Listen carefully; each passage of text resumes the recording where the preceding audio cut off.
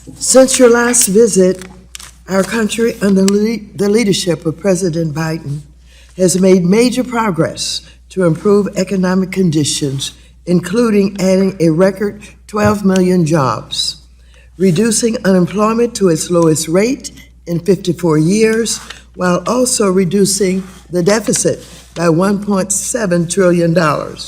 Unfortunately, many families are still struggling to afford basic necessities because of inflation.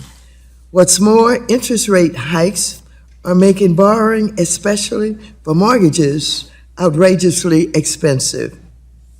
Since I raised this concern for you in a November letter, the rate hikes continue to have an outsized impact on housing costs, which are, as you know, a primary driver of core inflation.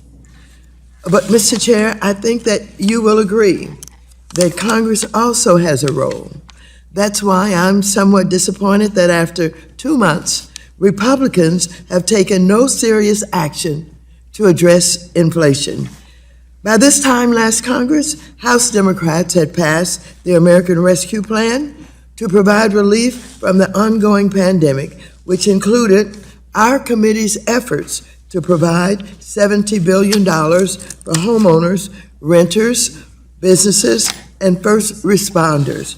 If Republicans are looking for ideas, committee Democrats have put forth additional bills, like the Build Back Better Act, to bring down costs for Americans, especially housing costs. Even more concerning, we're just months away from an economic catastrophe beyond what we have ever seen, including spiking interest rates, massive job losses, and global instability. I'm talking about the threats by Republican leadership to force a default on our nation's debt if we don't agree to their demands to cut Social Security, Medicare, or other critical programs. You've urged Congress to take immediate action to raise the debt ceiling. But rather than focusing on this very real issue, the first bill that committee Republicans brought to the floor instead suggested that Social Security and Medicare are socialist threats to America. Since then, we have considered legislation related to deregulating securities and banking laws and countering threats from China, but Republicans have completely ignored the biggest economic threat to businesses, consumers, and our economy, defaulting on our debt. Greetings, friends. I have bad news to share with you this Sunday. So the United States is heading towards a huge default deadline.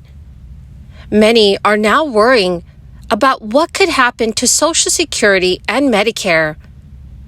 It's expected that lawmakers will change how the cost of living adjustment is calculated and raise the retirement age. Friends, these are important changes, so please make sure that you watch until the end of this video. Also, this coming Friday, I will be announcing 2 winners for the Walmart gift card giveaway.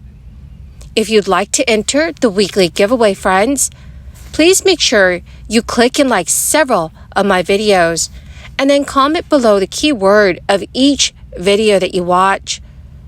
The more videos that you comment on, my friends, the greater your chances of winning the weekly giveaways.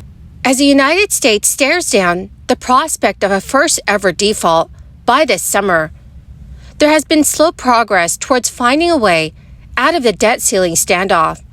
This is with House members and senators in both parties at a total loss over how Washington, D.C. will avoid falling the debt default.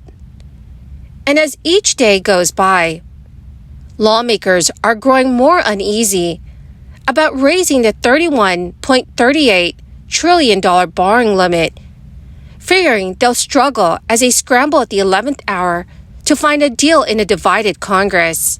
Senate GOP Whip John Thune said this week, "A default is not an option." The White House says House Republicans should just raise a debt ceiling with no conditions. But House Republicans reject that approach and say they won't pass a clean debt ceiling increase, instead calling for an agreement with the White House on budget cuts.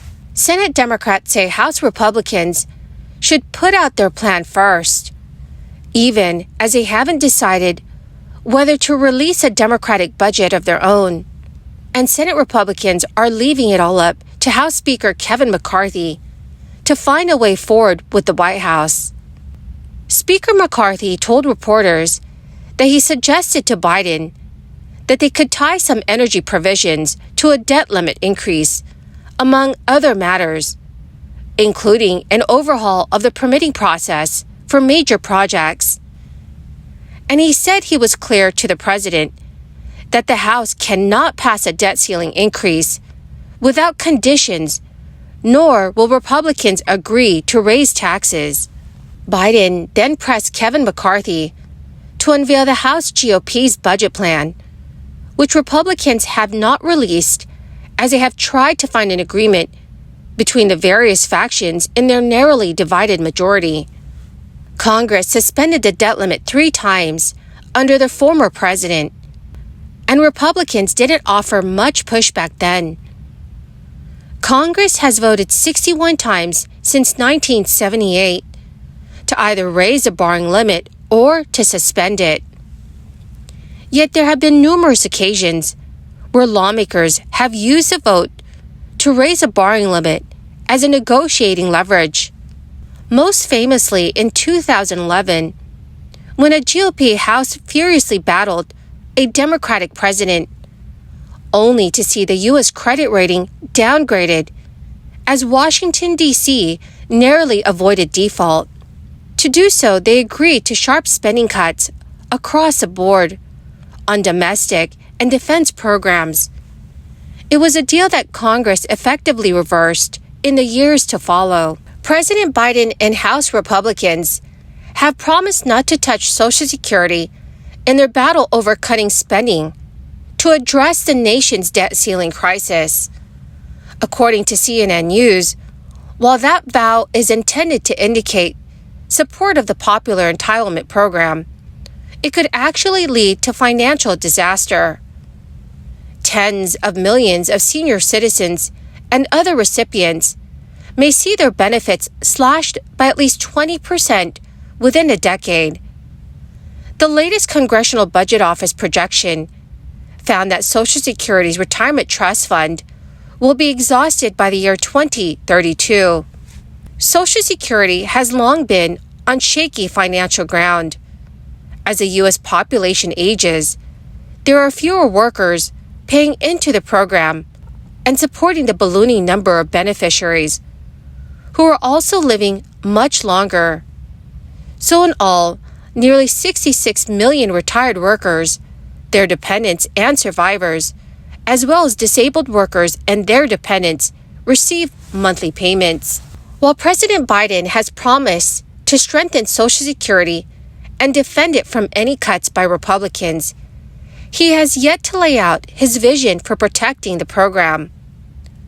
So there are several ways to put Social Security on more solid financial footing, though each has its own opponents on Capitol Hill and in the White House.